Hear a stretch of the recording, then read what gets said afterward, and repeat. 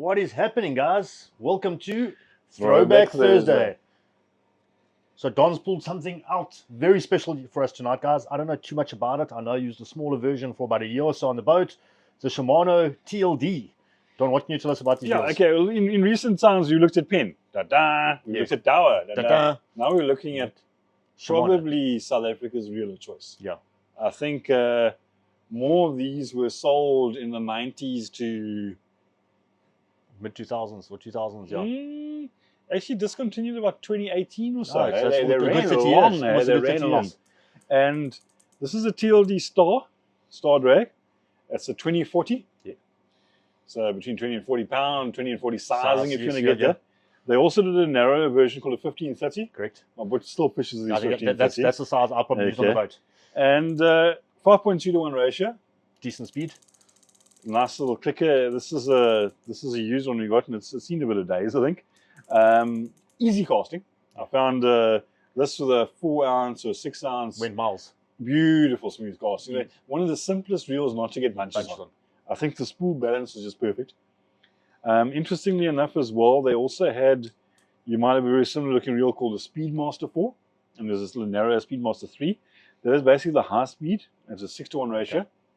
And it added 2 bearings on the side, but these ran on bushings instead. You can upgrade, if you still got one of these, or you get one of these, you can upgrade those bushings to bearings at a minimal cost and expense. It's quite easy to do. So, but a Star drag reel of note. Easy clutch. What I liked about them as well is they were a good bridge reel between light tackle and heavy. Yeah. Reel of itself, graphite body, aluminium spool, nice and light. Not too much weight to it at all. I could get away with this on a 12-foot little rod, Yeah. 3 to 4 ounce top sinker type thing. And fish it heavier. Okay, I was fishing this on my Luma Sharky. So you could fish it heavier. 13, 6, 9 ounce rod. Rod, yep. Okay, so it's quite a versatile reel. What I enjoyed about mine is I like using 0.5mm mono. Yeah. And this held exactly 300 meters. Oh, perfect.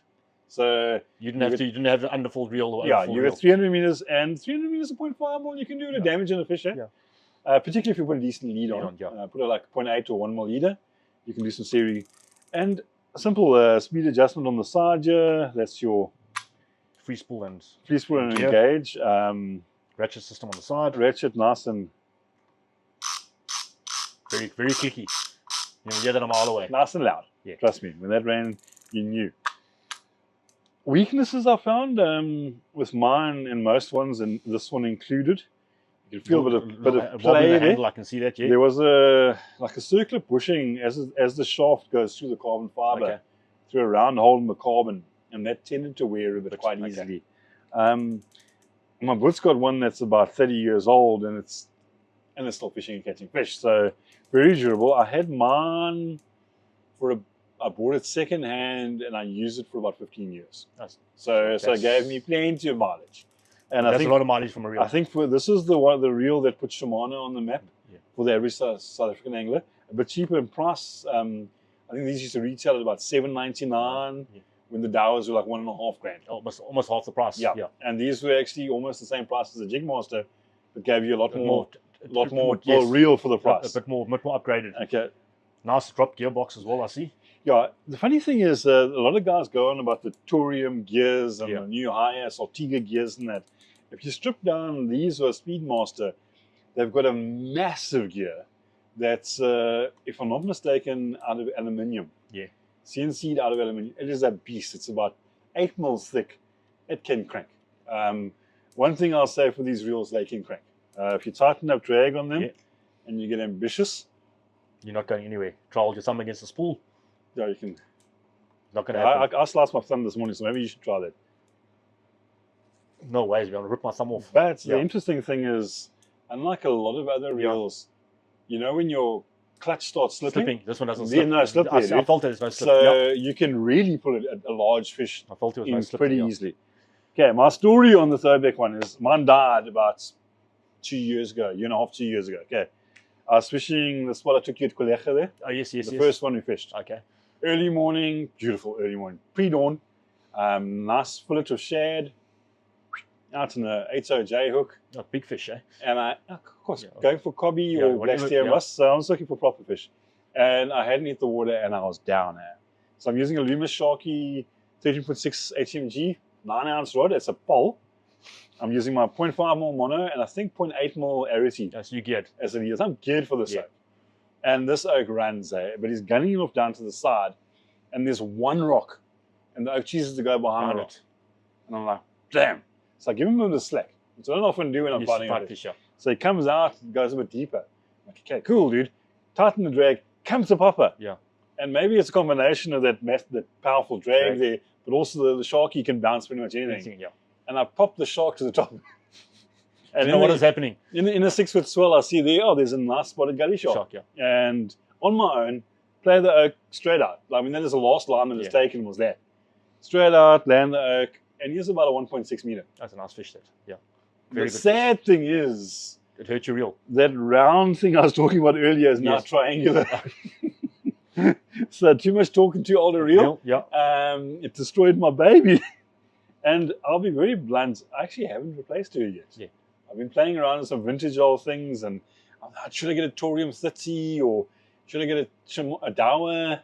And if I got one of these in mint neck, I'd probably go back to it. Happily choose. You know, you got 15 years out of the second-hand reel, which is fantastic. But what I liked about them is they didn't run out of torque. Yeah. That gear's large enough in the 5.21 ratio, had enough torque that you could really winch a big crack or something like that. And they were easy casting. Yeah. And I know you guys like to have 600 meters of line now, but on mono, 300 of a 40-pound mono was considered a fair bit of line. That's a fair bit of line. But even that size, the guys nowadays, you can put 400 meters of braid on and 150, 200 meters of, you know what I mean? If you want to chase something bigger. I think next time I'd probably go 50-pound braid, 300 meters of a backing, and just pull the rest on top shot. You know, then you can chase anything. Then I can pretty much chase whatever's handle. out And there.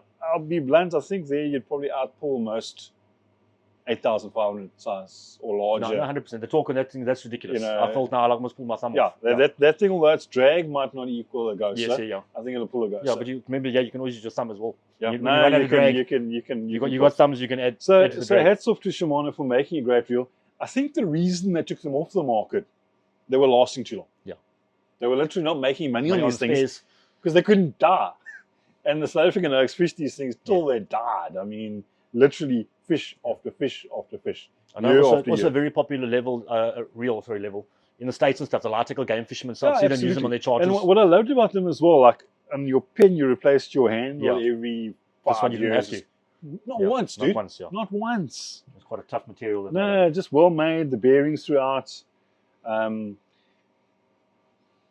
Bugbears a little bit finicky to service. Like your initial take apart's quite easy, but the screws into the carbon fiber, you've got to watch the threading a little bit. Don't strip that out. So it's actually the kind of reel you don't want to service too often. And getting into the main gear part and then a little bit finicky and that to get through. So it wasn't a quick strip and grease. Yeah, it wasn't a Pen 500. You wasn't quite a Pen 500, but I loved it. I think probably a reel that is still fishes today across the masses. And I'd like to hear you guys' stories about your 2040s. Yeah. The 2040s got a proud heritage in South Africa. Yeah, it's a very, very. If you say 2040, I pretty much know what you're talking about. They know exactly what you're talking about. 100%. And give me a raggy, no problem. 100%. Give me a bronzy, no problem. I caught bronzies over 2.5 meters on one of those things. That's impressive. They pull. There's a lot of power in that reel. No, for sure. So yeah, that's my throwback this time. And thanks for that, Don. I don't know too much about the reel, so Don helped me out of a situation this week. Yeah, I'll pull a reel I used out next week sometime. But you can tell me one of your favorites. He's probably going to know about it anyway. Anyway, guys, so thanks for joining us for Throwback Thursdays from Dean from Untraceable Fishing and Don from Bullmore Fishing Tackle. This was Throwback Thursday. Cheers.